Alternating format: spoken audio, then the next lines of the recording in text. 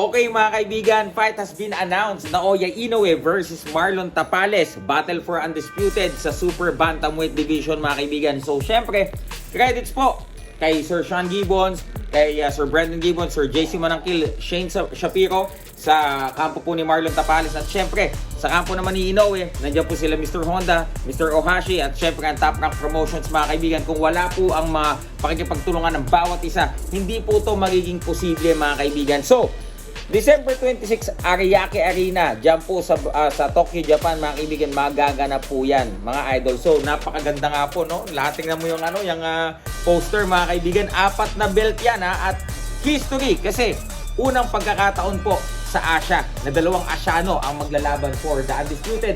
Sa atin naman po mga Pilipino, yes, unang lalaban sa Undisputed ang isang Pilipino.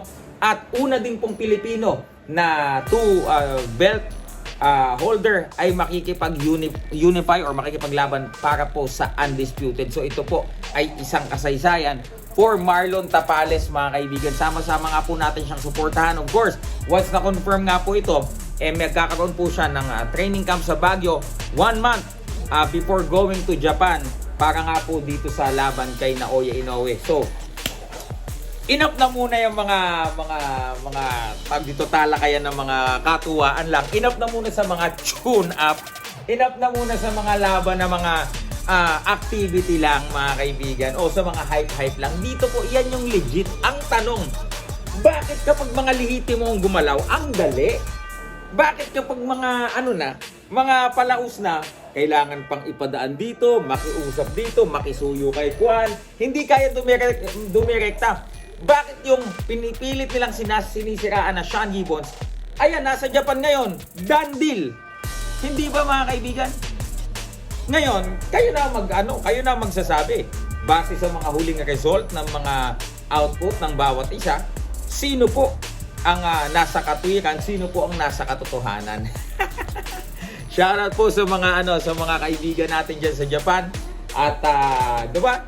Looking forward, magkita-kita po tayo December 26 dyan po sa Tokyo, Japan mga kaibigan. At syempre, alam ko po na mahirap kalaban itong Naoya Inoue. Pero lahat po naman sila, dalawa naman sila, dalawang kamay lang naman ang gagamitin mga kaibigan.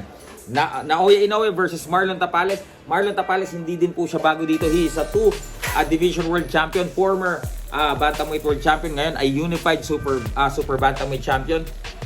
Ito pong si Naoya Inoue, mga kaibigan, galing pong super flyweight yan. At ngayon po ay nasa super bantamweight division na.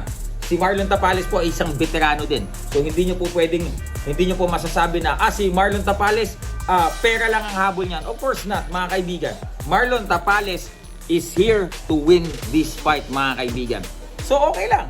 Hindi kayo naniniwala sa kanya? For sure, Marlon Tapales will prove you guys all wrong. Especially dun sa mga fan na mga bitter na gustong-gustong makalaban si Inoue pero hindi na niya magawa.